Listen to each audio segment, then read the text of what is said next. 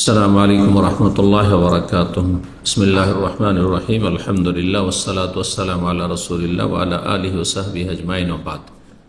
সম্মানিত শ্রোতা দর্শক মণ্ডলী, আল্লাহ রাব্বুল আলামিনের প্রশংসা এবং প্রিয় রাসূল সাল্লাল্লাহু আলাইহি ওয়াসাল্লামের উপর সালাত ও সালামের পর আজ বৃহস্পতিবার 12ই মুহররম 1446 হিজরি মোতাবেক 18ই জুলাই 2024 আমাদের ধারাবাহিক প্রশ্ন উত্তর পর্ব নম্বর 78। 10টি প্রশ্ন রয়েছে। ইনশাআল্লাহ তাআলা আমরা সংক্ষেপে এগুলির উত্তর দেওয়ার চেষ্টা করব। আল্লাহ রাব্বুল আলামিন যেন সঠিক কথা বলার, মেনে চলার তৌফিক দান করেন। প্রথম প্রশ্ন করেছেন, আসসালামু আলাইকুম শাইখ। ওয়ালাইকুম সালাম ওয়া রাহমাতুল্লাহ। বদর যুদ্ধে অংশগ্রহণকারীদের ব্যাপারে আল্লাহ বলেছেন, তোমরা যা খুশি করো, তোমাদেরকে মাফ করে দিয়েছি। এখন কোন কোন আলেম বলেন আল্লাহ জানতেন ওনারা গুনাহ করবেন না, আর তাই এরকম কথা বলেছেন। অথচ সাহাবীদের ইতিহাস দেখলে দেখা যায় বদরের কোন কোন সাহাবী গুনাহে লিপ্ত হয়েছে। তাহলে কিছু সাহাবী গুনাহে লিপ্ত হওয়া সত্ত্বেও আল্লাহ কেন অগ্রিম মাফ করে দিয়েছেন? আল্লাহ রাব্বুল আলামিন সম্পর্কে কেন প্রশ্ন? এটি বড়ই সুউল আদব মা আল্লাহ, আল্লাহর সাথে বেয়াদবি। কোরআনে কারীমে আল্লাহ ইরশাদ করেছেন, লা ইউসালু আম্মা ইয়াফআল ওয়া হুম ইউসালুন। আল্লাহ যা কিছু করছেন তার সৃষ্টির ক্ষেত্রে কাউকে উন্নতি কাউকে অবনতি, খারাপ কি আল্লাহ বেশি দিচ্ছেন দুনিয়ার ভোগের সামগ্রী, আর মন্দকে ভালোকে কম দিচ্ছেন বা দিচ্ছেন না, বিপদগ্রস্ত করছেন। তো আপনি দুনিয়াকে বদলার জগৎ মনে করবেন, অথবা আল্লাহ রাব্বুল আলামিন কি আমার আপনার কাছে শোকজ করতে হবে, কারণ বয়ান করতে হবে? না, এটি বড়ই বেয়াদবি। তওবা করুন। ওয়াহুম ইউসালুন, তবে বান্দাদেরকে আল্লাহ সৃষ্টি করেছেন আল্লাহ ইবাদতের জন্য, তারা জিজ্ঞাসিত হবে, তাদেরকে জিজ্ঞাসা আল্লাহ করবেন। কিন্তু এখানে বলি এই প্রশ্ন উত্তরে যে আল্লাহ রাব্বুল আলামিন বদরি সাহাবীদেরকে, যারা বদরে অংশ নিয়েছিলেন, তাদেরকে বলেছেন এ মালু মা শেতুম, তোমরা যা চাও আমল করো, কদ গাফারতু লাকুম, আমি তোমাদের ক্ষমা করে দিলাম। অগ্রিম আল্লাহ ঘোষণা করেছেন, অথচ তাদের হায়াতের দীর্ঘ সময় অনেকের বাকি ছিল। বিভিন্ন সময় তারা দুনিয়া থেকে বিদায় নিয়েছেন, আল্লাহ ঘোষণা করেছেন, অথচ তাদের কেউ গুনাহে লিপ্ত হয়েছেন। কিন্তু আল্লাহ রাব্বুল আলামিন তো সব কিছু জানছেন। গুনাহে লিপ্ত হয়েছেন কিন্তু আপনার মতো না, আর আজকালকার মুমিন মুসলিমদের মতো নয় যে গুনার ওপর তারা অবিচল থেকেছেন। যদি ভুল হয়ে থাকে সাথে সাথে তওবা করে নিয়েছেন, আর তওবা করলে আত-তাইবু মিনাজ যামবি কামান লা যামবা লাহু, যদি কেউ গুনাহ থেকে তওবা করে তার কোনো গুনাহ নেই, এটি একটি বিষয়। তারপরে আজকের যারা বড়ই দিনদার মুসলিম বলা হচ্ছে, যাদেরকে ধার্মিক মুসলিম, তারা বিভিন্ন গুনাহে জড়িয়ে রয়েছে। আল্লাহর হকের ক্ষেত্রে যদি ঘাটতি না থাকে, ফরজ ওয়াজিব আকীদায় যদি ত্রুটি না থাকে, তো আখলাক চরিত্রের ত্রুটি রয়েছে। গীবত চুগলখড়ি থেকে আর মিথ্যার আশ্রয় নেওয়া থেকে, বিভিন্ন রকমের পদস্খলন থেকে আজকালকার মানুষকে মুক্ত পাওয়াটা বড় মুশকিল। কেউ বলতে পারবে যে আমি গুনাহ মুক্ত? এক একটি করে বিষয় যদি আল্লাহ জিজ্ঞাসা করেন, তাহলে এই সাহস আছে ইমাম বুখারী রাহিমাহুল্লাহর মতো বলতে পারবে যে আমি জীবনে কারো গীবত করিনি। আল্লাহু আকবার। তাহলে কোথায় আপনি রয়েছেন আর কোথায় সাহাবায়ে কেরামগণ?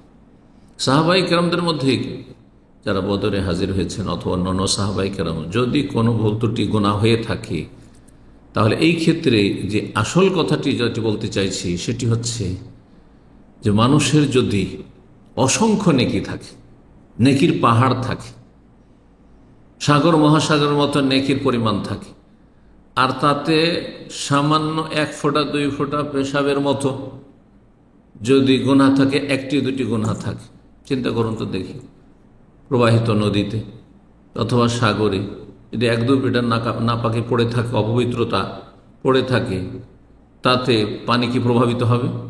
হ্যাঁ, না পানির মধ্যে কোনো রকমের ঘ্রাণের পরিবর্তন হবে, যে দুর্গন্ধ ছড়িয়ে পড়বে, না পানির রং বদলে যাবে, হ্যাঁ, না স্বাদ বদলে যাবে।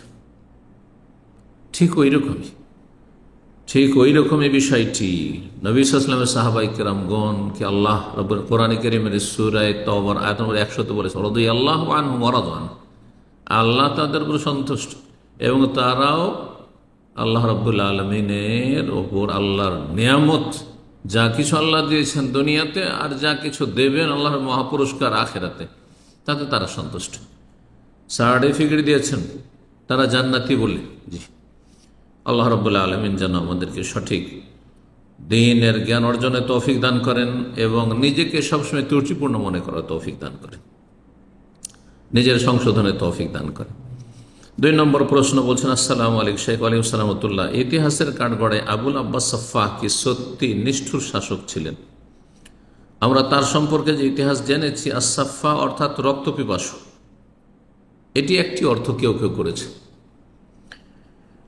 দ্বিতীয় অর্থ বড় দানশীল, সাফফা যিনি ধন দৌলতকে বহিয়ে দিতেন, এটাও অর্থ করা হয়েছে। তারপরে সাফফা তার উপাধি লাকাব তার জামানে পাওয়া যায় না, তার যুগের পরেও পাওয়া যায় না, দীর্ঘদিন পরে পরবর্তীকালের যে ঐতিহাসিকরা তারা এই উপাধিটি কেউ কেউ উল্লেখ করেছেন, কিন্তু দীর্ঘ সময় ধরে এই আব্বাসীয় যুগ যে আবুল সাফফাহের যুগ থেকে শুরু করে তারপরেও তার উপাধি হিসাবে সাফফাহ উপাধিটি লাকাবটি পাওয়া যায় না। সুতরাং সাফফা কি জন্য বলা হয়েছে সেটা সেই যুগের মানুষরা জানে এবং তারা বলেছে সেটা যুক্তিসঙ্গত কিনা তাও তারা হয়তো জানে। তিনি নাকি উমাইয়াদের নৃশংসভাবে হত্যা করেন, এই কথাগুলি বর্ণনা করা হয়েছে। কতটা, যতটা বর্ণনা যায় ততটাই না তার কম, সেটা আল্লাহ আলম, আল্লাহ ভালো জানেন। আর তারপর এখান থেকে যেটি শিক্ষা, আসল শিক্ষা নিতে হবে সেটা হচ্ছে যে কখনো জুলম অত্যাচার করবেন না কারো উপর। আজকে আপনি জালেম, কালকে মজলুম হবেন। আজকে যদি সীমা লঙ্ঘন করেন, আপনার দ্বারা কেউ ক্ষতিগ্রস্ত হয়, আপনি যদি কারো প্রাণনাশ করেন, আপনার আগামী প্রজন্ম জুলমের শিকার হবে আর তাদের শেকড় থেকে উঠিয়ে ফেলে দেওয়া হবে, যেমনটা করা হয়েছে উমাইয়াদের সাথে। উমাইয়াদের জালেমরা যে জুলম অত্যাচার করেছিল, আল্লাহ রাব্বুল আলামিন তাদের শাস্তি দেওয়ার জন্য এই আব্বাসীয়দেরকে তাদের উপর চাপিয়ে দিয়েছিলেন। এখান থেকে আমাদের শিক্ষা নিতে হবে যুগে যে এটা হচ্ছে জ্ঞানীর পরিচয়। জালেম হবেন না, জালেম হবেন না।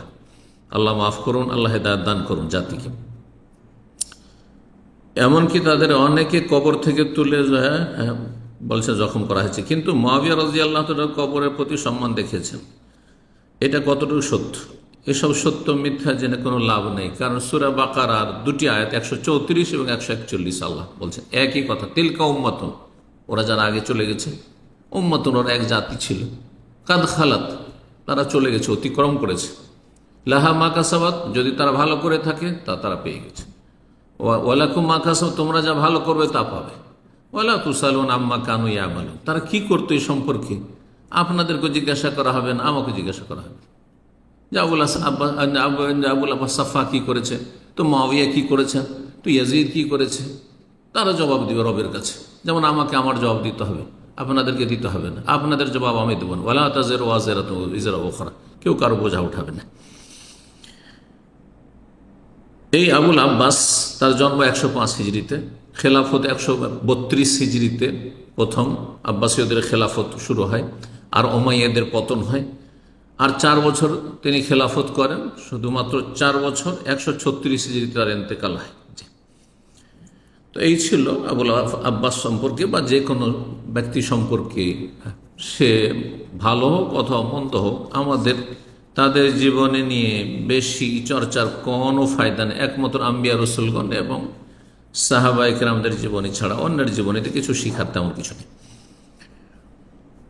3 নম্বর প্রশ্ন বলছেন, আসসালামু আলাইকুম, এমন কিছু ছোট ছোট মাকরু আমল আছে যেগুলো একজন সাধারণ মানুষ করছে, অপরদিকে সেই আমলটা একজন আলেম করলে তার ব্যাপারে অনেকে সমালোচনা অপমান করছে, হারাম পর্যায়ে নিয়ে যাচ্ছে, এরা সীমা লঙ্ঘন করছে। শুধু তাই নয়, হারাম কাজ করলেও এতটা খারাপ হবে না, অথচ সেই আমলটা সম্পর্কে উভয় জানেন। এখন আপনার কাছে প্রশ্ন হলো, আসলে কি ওই সাধারণ মানুষের আমল এবং আলেমের গুনার মাঝে কোনো তারতম্য আছে? গুনার ক্ষেত্রে একই রকমের গুনাহ, কাবিরা সবার জন্য কাবিরা, সাগিরা সবার জন্য সাগিরা। কিন্তু একজন জ্ঞানী মানুষ যাকে আল্লাহ রাব্বুল ইলমের নিয়ামত দিয়েছেন আর অন্যদেরকে দ্বীনের জ্ঞান ওহীর জ্ঞান থেকে মাহরুম করেছেন অথবা সামান্য কিছু দিয়েছেন, অপরাধের ধরনের ক্ষেত্রে, কোয়ালিটির ক্ষেত্রে পার্থক্য রয়েছে। এই জন্য আল্লাহ রাব্বুল আলামিন সূরা ফাতিহার শেষে যারা জানে তারপর আমল করেনি ইহুদিরা, তাদেরকে মাগযুব আলাইহিম বলেছেন, গজব প্রাপ্ত। আর গজব কথাতে বেশি কঠোরতা রয়েছে। আর যারা অজ্ঞ, জানেন না, খ্রিস্টানরা সেই যুগের ছিল, অজ্ঞ ছিল, জানতো না, যার ফলে তারা বিভ্রান্ত পথভ্রষ্ট হয়েছে, পাপে লিপ্ত হয়েছে এবং হক থেকে দূরে থেকেছে, সত্যের কাছে আসেনি হয়তো, তাদেরকে আল্লাহ দল্লিন, পথভ্রষ্ট বলেছেন। তো এটা মানুষের স্বভাব যে ভালো মানুষের ভুল বেশি ধরে, ছোট ভুলকে বড় করে দেখে। আমাদের সমাজে খালি মাথায় করে বেড়াচ্ছেন সাধারণ মানুষ, এমনকি আপনি এমন টাইট প্যান্ট পরছেন যে উঠতে বসতে পারছেন না, আপনি ওইটাই দিয়ে নামাজ পড়ছেন, সালাত আদায় করছেন, তখন ফুল প্যান্ট এমন টান দিচ্ছে পেছন দিকে যে পেছন দিক খুলে যাচ্ছে, সামনের দিক খুলে যাচ্ছে, নাভির নিচে চলে যাচ্ছে। কিন্তু কেউ আপনার সম্পর্কে কোনো রকমের বিরূপ মন্তব্য করেন না। কিন্তু আলেম যদি ঢিলা ঢালাও প্যান্ট পরে, আর যদি আলেম পাঞ্জাবিও পরে, পায়জামা পরে, মাথায় টুপি না থাকে, তো বাঙালি সমাজে কতই না অপরাধ করে দিল, তাই না? অথচ ফুল প্যান্ট পরা যদি আপনাদের জন্য জায়েজ হয়, তাহলে আলেমের জন্য জায়েজ। কিন্তু একটা আলেমের শান নয় যে সেটা করবে, আলেমকেও সেটা চিন্তা করতে হবে। কারণটা কি? কারণটা হচ্ছে সাদা কাপড় আর রঙিন কাপড়। সাদা কাপড়ে সামান্য একটু দাগ হইলে বোঝা যায় যে জুব্বা আছে, সাদা কাপড়। যে রঙিন কাপড় আছে, রঙিন কাপড়ে যদি আপনি 2 সপ্তাহ 3 সপ্তাহ করে থাকেন আর ময়লা আবর্জনা ভর্তি, তবুও দেখা যাবে না, চেনা যাবে না। ঠিক ওই রকম। তো জনগণ হচ্ছে কালো কাপড়ের মতো, আর আলেমরা হচ্ছে সাদা কাপড়ের মতো। সুতরাং আলেমকে সাদা কাপড়ের মর্যাদা যেমন বহাল রাখতে হয়, খেয়াল রাখতে হয়, ঠিক তোমার নিজের জীবন সম্পর্কে খুব সজাগ হইতে হবে যে ছোটোখাটো ভুলও যেন না হয়। আর ভুল হতে পারে, আর ভুল হলে মানুষ মাত্রই ভুল হইতে পারে, যে কে হোক না কেন। আল্লাহ আমাদের মাফ করুন।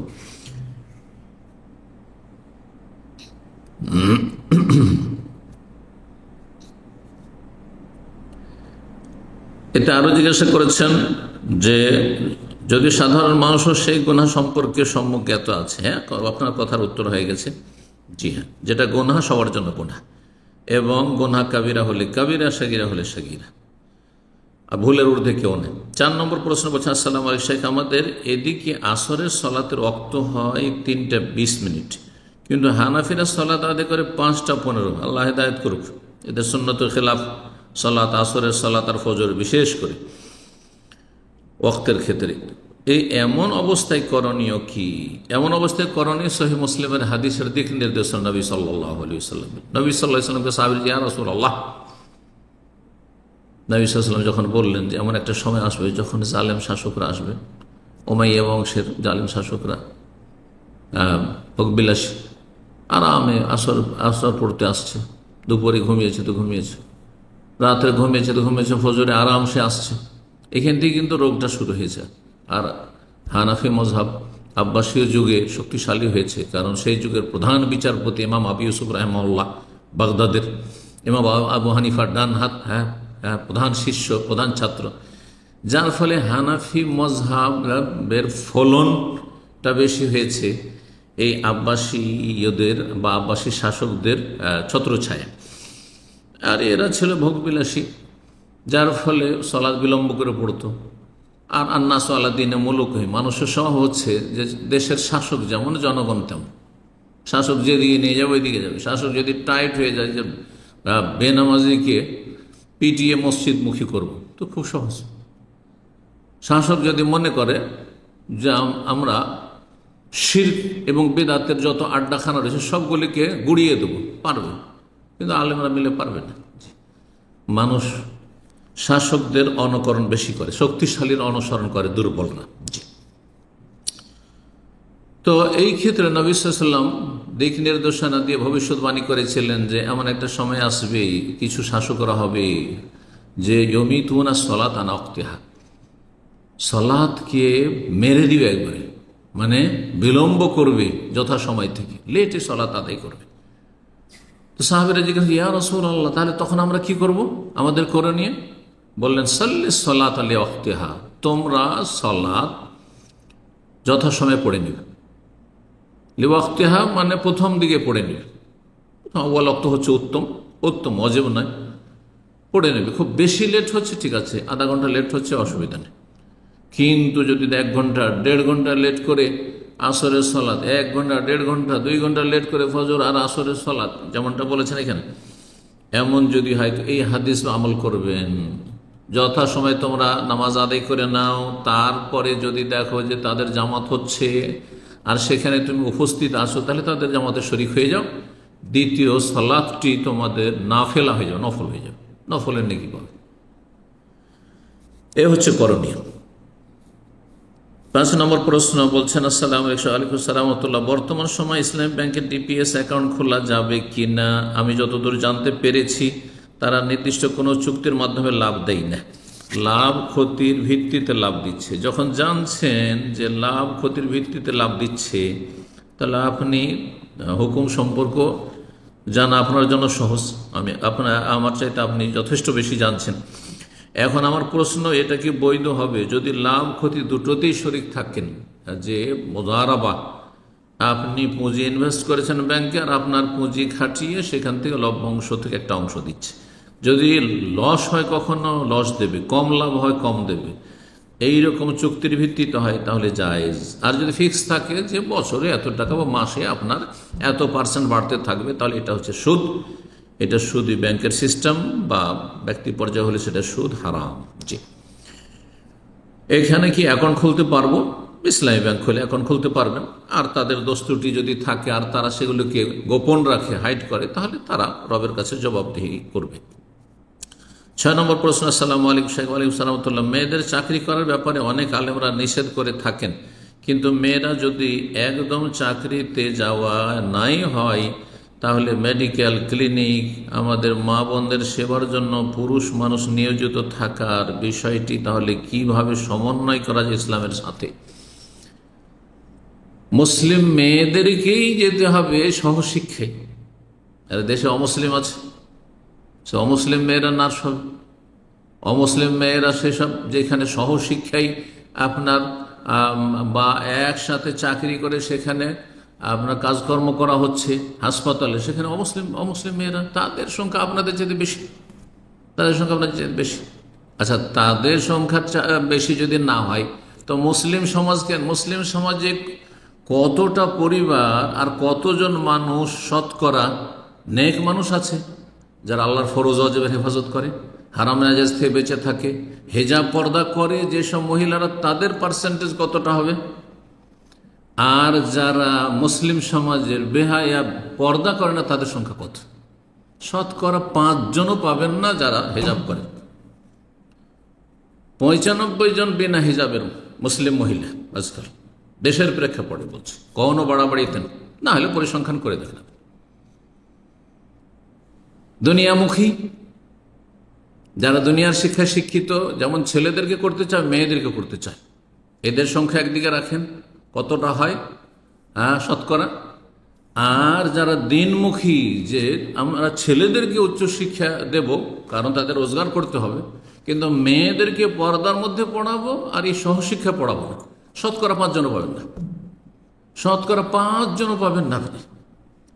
তাহলে এই যে মুসলিম সমাজের 95 জন বেপরদায় পড়ার জন্য প্রস্তুত, তাদের বাপ মা পরিবার পড়াবার জন্য প্রস্তুত, এদের মধ্য থেকে ডাক্তার হোক, মুসলিম ডাক্তার, এদের মধ্য থেকে আপনার নার্স হোক, এদের মধ্য থেকে এমন কিছু লেখাপড়া তারা করতে আছে, বলতে হবে না তাদেরকে, তারা সহশিক্ষা এবং একসাথে চাকরি বাকরি করা তারা সাদরে বরণ করে নিয়েছে। আপনি একজন আল্লাহ ভীরু, ফরজ ওয়াজিব আদায় করেন, হারাম নাজায়েজ থেকে বেঁচে থাকেন, সহি আকীদার অনুসারী, আর আপনি দিন শিখছেন, দিন আমল করছেন, আপনাকে গিয়ে ডাক্তার সাজতে হবে, আপনার মেয়েকে ডাক্তার বানাতে হবে, আপনার মা বোনদেরকে নিয়ে যেতে হবে ওই একসাথে চাকরি করার জন্য? না, মোটেই না। আল্লাহকে ভয় করুন, হারাম থেকে বাঁচার চেষ্টা করুন। জি, হালাল জায়গাতে আল্লাহ রুজি রেখেছেন। এবং আমি সবসময় একটি কথা বলি, মেয়েদেরকে রোজগার করার জন্য আল্লাহ পয়দা করেননি, কোনো দলিল পাবেন না। বরং আল্লাহ যে জন্য পয়দা করেছেন তার নির্দেশ দিয়ে ওয়াকারনা ফি বুয়ুতিকুন্না, তোমার বাড়িতে অবস্থান করো। বাড়িতে তোমাদের অনেক ডিউটি আছে। আজকাল অশান্তি আর তালাকের একটি মুখ্য কারণ হচ্ছে যে মহিলারা চাকরিও করবে, আর চাকরি করে আসার পরে ও স্বামী অপেক্ষা আছে, পাকশাক করবে তো খাবে বাবু। হ্যাঁ, আর যদি সেখানে বলে যে শেয়ার কর্মর সাথে, আজকালকার যেমন মহিলারা করছে যে আমি কেন পাক করবো একা একা, আমিও চাকরি করি তুমিও চাকরি করো, সুতরাং দুইজনে একসাথে পাকশাক করবো। তখন লাগলো স্বামী স্ত্রীতে ঝগড়া দ্বন্দ্ব, আর মারপিট হয়ে তালাক হয়ে গেল। এটি হচ্ছে। কিন্তু বাইরে পুরুষ গিয়ে রোজগার করছে, হ্যাঁ, আর তারপরে যা কিছু সাজ সরঞ্জাম বাড়িতে লাগে কিনে এনে দিচ্ছে, আর মহিলা বাড়িতে পাকশাক করছে, আর ছেলে মেয়েদের দেখাশোনা করছে, পরিচর্যা করছে। এতে শান্তি আছে। বাড়িতে যখনই স্বামী আসছে, পুরুষ আসছে, তখন খাবার দাবার প্রস্তুত রয়েছে, বাড়ি প্রস্তুত হয়েছে, বাড়ি পরিষ্কার পরিচ্ছন্ন হয়ে রয়েছে, যথেষ্ট। এই পরিবারে শান্তি রয়েছে, এইরকম পরিবারে শান্তি রয়েছে। আল্লাহ সঠিক বুঝদান করুন। ভালো মানুষদেরকে গিয়ে মেডিকেলে পড়তে হবে, আর তাদেরকে নার্স হইতে হবে, আর তাদেরকে আপনার ফার্মাসিস্ট হইতে হবে, কোনো প্রয়োজন নেই। শেখ সালিল ফৌজান খুব ভালো কথা বলেছেন।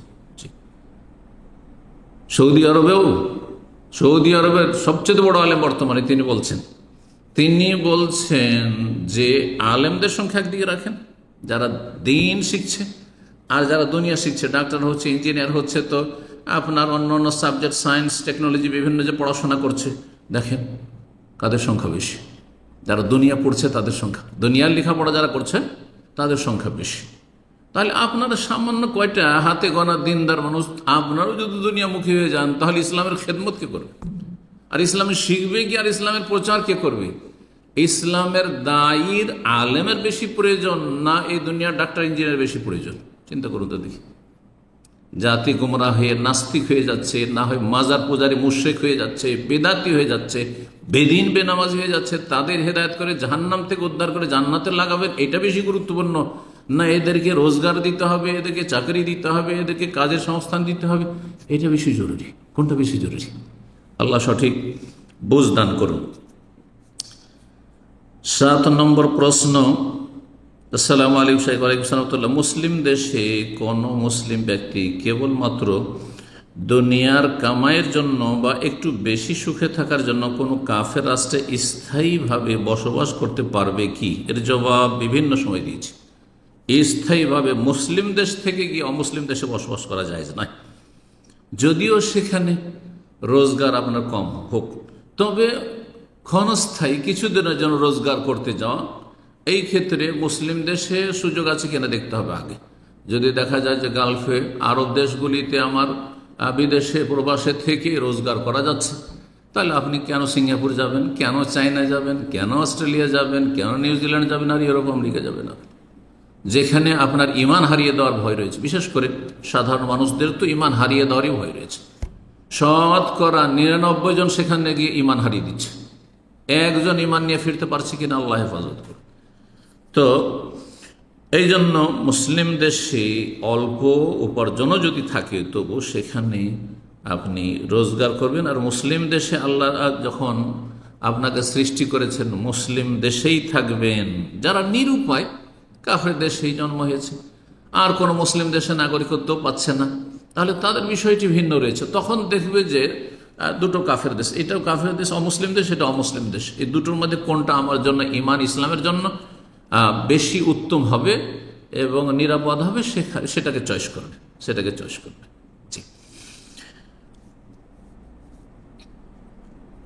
তারপরে বলছেন যে আর যারা কাজের জন্য কয়েক বছরের জন্য গেছে, তারা যদি সেখানে মৃত্যুবরণ করেন, তাহলে কি তারা আল্লাহর বিচার আওতায় আসবেন? যারা অস্থায়ী কাজের জন্য গেছেন, প্রয়োজনে যেতে পারবে, সেটা হয়তো হালকা বিষয়।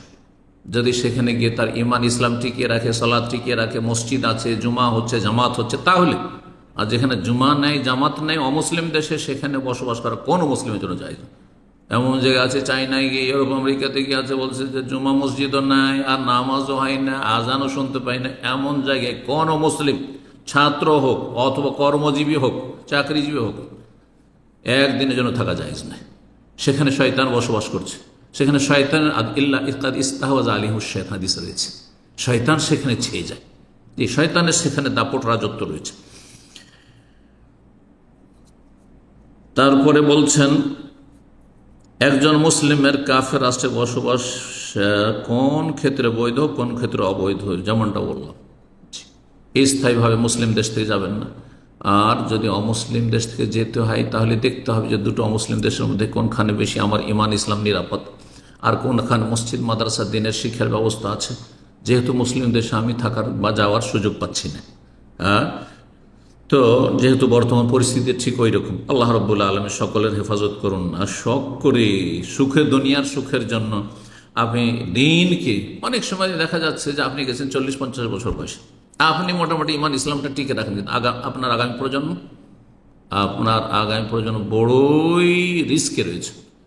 অধিকাংশদের নিউ জেনারেশন, আগামী প্রজন্মগুলো যারা নতুন, এরা বেদিন হয়ে যাচ্ছে, হয় সরাসরি খ্রিস্টান হয়ে যাচ্ছে, না হলে নাস্তিক হয়ে যাচ্ছে। খ্রিস্টান যদি না হয় নাস্তিক হয়, বেদিন হয়ে যায়, না নামাজ, না রোজা, না হজ, না জাকাত, না কি ফরজ, না ওয়াজিব, হালাল না হারাম, মদে ডুবে আছে, মদ খাচ্ছে, জেনা ব্যভিচার, গার্লফ্রেন্ডে ঘুরছে। তাহলে এইসব পশুর জীবন। আপনি এই জীবনের জন্য আপনার ছেলে মেয়েকে নিয়ে কাফের দেশে গিয়েছেন, আল্লাহ হেফাজত করুন। জি, মুসলিম দেশে আল্লাহ রাব্বুল আলামিন আমাদের জন্য থাকার সুব্যবস্থা করুন এবং আল্লাহ আমাদের রাস্তাকে প্রশস্ত করুন, শান্তি প্রতিষ্ঠা করুন, শান্তিকে আল্লাহ বহাল রাখুন মুসলিম দেশে। 8 নম্বর প্রশ্ন। আসসালামু আলাইকুম শেখ, আমি হাবিবুর রহমান চাপাই নবাবগঞ্জ বাংলাদেশ থেকে। প্রশ্ন, জোহর এবং আসরের নামাজে ইমামের সাথে আমি মুক্তাদি সূরা ফাতিহার সাথে অন্য সূরা মিলিয়ে পড়ব কি না? পড়তে পারবেন। অধিকাংশ ওলামারা বলছেন যে মুক্তাদিরা শুধু সূরা ফাতিহা পড়ে প্রথম দ্বিতীয় রাকাতেও, কিন্তু যদি কেউ পড়ে তো হাদিস দ্বারা প্রমাণিত। ইবনে মাজাহ 843 নম্বর হাদিসে রয়েছে সাহাবায়ে কেরামরা পড়তেন, তাহলে জায়েজ আছে, অসুবিধা নেই। আর তারপরে যদি দেখা যায় যে ইমাম লম্বা করছে আর আপনি চুপ হয়ে বসে থাকবেন, দাঁড়িয়ে থাকবেন, এটা নাই ইসলামে। শেখ হোসেন রাহিমাহুল্লাহ বলছেন লা সুকুতা ফিস সালাত, সালাতে নীরবতা নেই, চুপ হয়ে থাকবেন। তাহলে শয়তান আপনাকে বিভিন্ন কথা মনে করাবে, কিন্তু যখন তেলাওয়াত কিছু করতে থাকবেন, এটা ইবাদতে আছে না, ইবাদতে আছে। হয় শুনবেন জোরে তেলাওয়াত হলে সূরা ফাতিহার পরে, আর যদি আস্তে তেলাওয়াত হয় জোহরে আসরে, তাহলে আপনি সূরা ফাতিহা পড়ার পরে পড়বেন। এটি একাধিক হাদিস দ্বারা প্রমাণিত, তার মধ্যে এই একটি হাদিস রয়েছে। এছাড়াও সহিহ মুসলিমের আরেকটি হাদিস রয়েছে। 9 নম্বর প্রশ্ন বলছেন, আসসালামু আলাইকুম শেখ। ওয়ালাইকুম সালামতুল্লাহ। হাত তুলে মোনাজাত বা দোয়া করার শেষে মুখে মাসে কি হাদিস অনুযায়ী সুন্নাত, দয়া করে জানাবেন। এই মর্মে যে হাদিসগুলি রয়েছে সবগুলি জয়ীফ, দুর্বল, অত্যন্ত দুর্বল। একটি হাদিস তিরমিজির 3308 নম্বর হাদিস, ওতে রয়েছে কানা রাসূলুল্লাহ সাল্লাল্লাহু আলাইহি ওয়াসাল্লাম ইযা রাফা ইয়াদাইহি, যখন নবী সাল্লাল্লাহু আলাইহি ওয়াসাল্লাম 2 হাত উঠাতেন দোয়ার জন্য, লাম ইয়াহুত্তাহুম, অতক্ষণ পর্যন্ত রাখতেন না, হাত্তা ইয়ামসা, যতক্ষণ মুখমণ্ডলে হাত ফিরিয়ে না নিতেন, হাত বুলিয়ে না নিতেন, হাত মাসে করতেন বা হাত ফেরাতেন চেহারাতে। এই হাদিস রয়েছে, কিন্তু হাদিসটি আল্লামা আলবানী রাহিমাহুল্লাহ সহিহুল জামেতে যে হাদিসটি যায়ীফুন, অত্যন্ত দুর্বল। এমনকি ইমাম তিরমিজি রাহিমাহুল্লাহ বলছেন তাতে যে বর্ণনাকারী রয়েছে সেই ব্যক্তি দুর্বল। সুতরাং মুহাদ্দিসিনে কিরামদের কাছে এই মর্মে যে হাদিসগুলি, আমরা কিন্তু একশো আমল করেছি, আহলে হাদিস সমাজেও, হানাফি সমাজও ছিল, আহলে হাদিস সমাজে এরকম ছিল, দোয়া করার পরে আর তারপরে হাত ফেরানো, আমরা মদিনা আসার আগ পর্যন্ত করেছি। তিরমিজির হাদিস, আবু দাউদ, যতগুলি হাদিস রয়েছে সবগুলি জয়ীফ, দুর্বল। সুতরাং দোয়া করার পরে হাত এমনি নামিয়ে নেবেন, হাত মুখে ফিরাবেন না, কারণ সেটি নবী সাল্লাল্লাহু আলাইহি ওয়াসাল্লাম থেকে প্রমাণিত না, সাহাবায়ে কেরাম থেকে প্রমাণিত নয়। যেটা প্রমাণিত নয় সেটাকে ইবাদত মনে করা ঠিক না, বরং সেটা বেদাত হওয়ারই সম্ভাবনা বেশি রয়েছে। সর্বশেষ প্রশ্ন বলছেন, আসসালামু আলাইকুম সালাতুল্লাহ, জামাতে ফরজ সালাত ছুটে গেলে একাকী পড়ার ক্ষেত্রে কি একামত দিয়ে ফরজ সালাত শুরু করতে হবে? গত সপ্তাহে একটি উত্তর দিয়েছি যে জামাতে যখন সালাত আদায় করবেন তখন জামাতের জন্য একামত দেওয়া, এটি হচ্ছে ফরজে কেফায়া, দিতে হবে। ফরজ ওয়াজিব দিতে হবে, কারণ একজন একামত দিলে যথেষ্ট। কিন্তু যখন জামাতে নয়, একা কি পড়ছেন আপনি, একা আছেন আর আপনি ফরজ নামাজ পড়ছেন, সেটা বাড়িতে কোথাও মসজিদে হোক, তখন একামত দেওয়া সুন্নাত, তখন ফরজ ওয়াজিব নয়। তো এই ছিল প্রশ্ন এবং প্রশ্নের উত্তর। আল্লাহ রাব্বুল আলামিন যেন আমাদেরকে নেক আমলে তৌফিক দান করেন, গুনাহ খাতা মাফ করেন। ওয়া সাল্লাল্লাহু আলা নবিয়িনা মুহাম্মদ ওয়া আলা আলিহি ওয়া সাহবিহি আজমাইন।